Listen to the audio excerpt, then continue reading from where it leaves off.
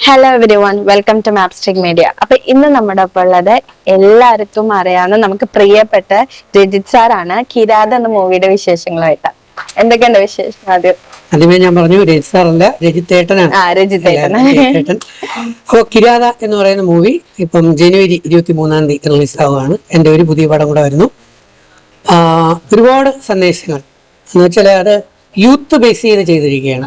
അപ്പം അതിനകത്ത് എൻ്റെ റോള് തന്നെ പറയാം, ഞാൻ കോളേജ് പ്രിൻസിപ്പലായിട്ടാണ്. അപ്പോൾ കോളേജ് ബേസ്ഡ് ആണ്. നമ്മൾ പലപ്പോഴും സ്കൂളിലും കോളേജിലും ഒക്കെ കുട്ടികളെ അടിച്ചു പൊളിച്ച് സെലിബ്രേറ്റ് ചെയ്യാനൊക്കെ പോകും. കുറേ പേര് കൃത്യമായിട്ട് അവർ സമയത്തിന് തന്നെ തിരിച്ചെത്തും. പക്ഷെ വേറെ കുറെ പേര് സമയത്തിന് തിരിച്ചെത്തണമെന്നില്ല, അല്ലേ? ചിലര് ചിലപ്പോൾ അടുത്ത ദിവസങ്ങളിൽ വന്നു എന്ന് വരാം, ചിലര് ഒരിക്കലും തിരിച്ചു വന്നില്ല എന്നും വരാം. അപ്പൊ ഇതിന്റെ പല വേർഷൻ അല്ലെങ്കിൽ എന്തൊക്കെ കൊണ്ടാണ് ഇങ്ങനെയൊക്കെ സംഭവിക്കുന്നതെന്ന്, ദെൻ നമ്മുടെ സമൂഹത്തിൽ നടന്നുകൊണ്ടിരിക്കുന്ന കുറെ അന്ധവിശ്വാസങ്ങൾ, അനാചാരങ്ങൾ, ഇതിന്റെ പേരും പിടിച്ച് അതിന്റെ മറ പിടിച്ചുകൊണ്ട് നടക്കുന്ന കുറേ എന്താ പറയുക അതിസാമർഥ്യം അല്ലെങ്കിൽ നിഗൂഢതകൾ നിറഞ്ഞ കുറെ പരിപാടികളുണ്ട്. ഇപ്പൊ നമ്മള് ചിലതൊക്കെ കേട്ടിട്ടുണ്ടാവും, ഈ സാത്താൻ സേവ, അതിനെ നെഗറ്റീവ് എനർജി, ആന്റി ക്രൈസ്റ്റ്, അതാണ് കറക്റ്റ് വാക്ക് പറയുന്നത്. ആന്റി ക്രൈസ്റ്റ്, ഈ രക്തം കൊണ്ട് പൂജ, അതുപോലെ കുഞ്ഞിനെ അറുത്തിട്ട് പൂജ. ഇപ്പൊ എന്റെ വീട് ട്രിവാൻഡ്രത്ത് ഈ അടുത്തല്ല കുറച്ച് നാളിന് മുമ്പ് ആത്മാവ് ശരീരത്തിൽ നിന്ന് വിട്ടുപോകുന്നത് യൂട്യൂബിൽ എങ്ങാണ്ട് കണ്ടതിന് ശേഷം സ്വന്തം അമ്മയുടെ അച്ഛൻ്റെയും സിസ്റ്ററിൻ്റെയൊക്കെ ആ കഴുത്തറുത്തിട്ട് ജയിലിൽ കിടക്കുന്ന ആ പയ്യന്.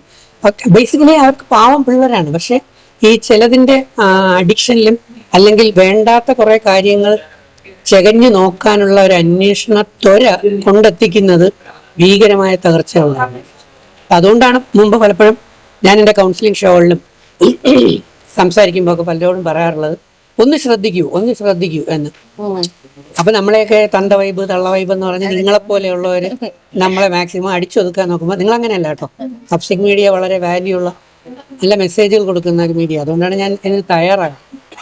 അപ്പോൾ നമ്മൾ അത് കൊടുക്കുന്നത് എന്തുകൊണ്ടാണെന്ന് വെച്ചാൽ എപ്പോഴും എൻ്റെ ഏത് ടോക്ക് എടുത്താലും ഞാൻ ചെയ്യുന്ന പല വർക്കുകൾ എടുത്താലും ഫ്യൂച്ചർ തലമുറയ്ക്ക് വേണ്ടിയാണ്, കരുതലാണ്. ഞാൻ ഒരു നോ പറഞ്ഞാൽ അല്ലെങ്കിൽ ഇത്രയും തടിയൊന്ന് കുറയ്ക്കാൻ നോക്കുക. കാരണം കുറച്ച് കഴിയുമ്പോഴത്തേക്ക് മുട്ടുവേദന, റുമാറ്റിക് ആർത്രൈറ്റിസ്, വേറെ ഒരുപാട് പ്രോബ്ലം ഉണ്ടാകും.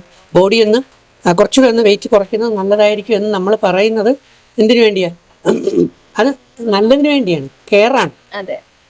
എന്നാൽ ഇപ്പോൾ ബിഗ് ബോസ് പോലെയുള്ള ഷോകളിലോട്ട് വരുമ്പം നമ്മൾ ഈ സംഗതി ഇങ്ങനെ പറഞ്ഞു കഴിഞ്ഞാൽ ഉടനെ ബോഡി ഷെയ്മിങ് എന്ന് പറഞ്ഞുകൊണ്ട് വരും. ഇന്നത്തെ സാഹചര്യം അങ്ങനെയാണ്, നമുക്കൊന്നും പറയാൻ പറ്റില്ല. ഉടനെ ബോഡി ഷെയ്മിങ് വരും, പിന്നെ നമുക്കെതിരെ പീഡനങ്ങളാവും, അതാവും, അസ്വസ്ഥമാവും. പക്ഷെ കിരാത എന്ന് പറഞ്ഞ സിനിമയിൽ നമ്മളിപ്പോൾ കേരളത്തിൽ, നമ്മുടെ നാട്ടിലും ലോകത്തും നടന്നുകൊണ്ടിരിക്കുന്ന കുറേ അന്ധവിശ്വാസങ്ങൾ, കുറേ അനാചാരങ്ങൾ, തട്ടിപ്പുകൾ, അതിനെതിരെയുള്ള ജനങ്ങളെ, കുട്ടികളെ, യൂത്തിനെ ബോധവൽക്കരിക്കണം, ഫാമിലിയെ ബോധവൽക്കരിക്കാൻ വേണ്ടിയുള്ള നല്ലൊരു പടമാണ്.